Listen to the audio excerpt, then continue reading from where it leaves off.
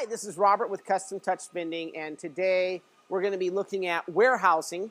We're going to look at what kind of warehousing you might need, and then also how to set up a warehouse depending upon your needs. So one of the things we want to look at is the different ways you can warehouse product. You can, if you're a small, just starting out vendor, keep your product in your delivery vehicle and just go to a cash and carry and buy what you need. It's not very efficient. You'll spend a lot of time driving, shopping. It's not the way you want to do business, but sometimes it's the way you have to do business.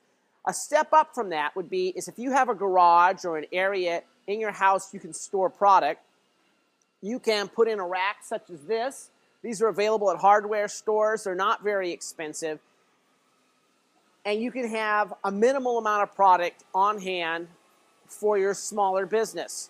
And if there are opportunities, there's deals on things, you can buy it and store it. And you have a place to keep it up off the ground. It is required that product be kept off the ground. And that'll also reduce any problems you might have with rodents. So something like this could be in your house, it could be in your garage. This works as well. And then, as you get bigger, you can go to a storage unit. Problems with storage units often don't have very good lighting, or it's hard to have access, it's hard to get deliveries there. You can get a warehouse and share it with other vendors or other types of businesses if you feel that things are safe there and you can trust the people.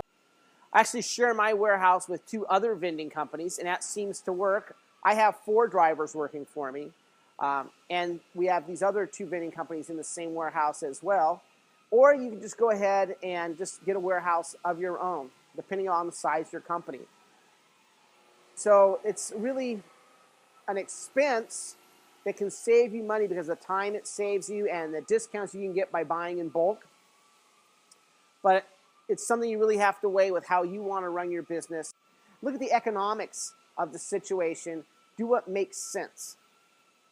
So in making a decision with what kind of warehouse situation you're going to have, you need to look at your hours, if you have any employees, what it's going to cost you in man hours, and you have to look at the cost of the warehouse, insurance. You have to weigh things like in your neighborhood, is it okay to have a delivery trucks coming and going? The important thing is you set it up so it's going to work for you and work for your business, help you be profitable, more efficient.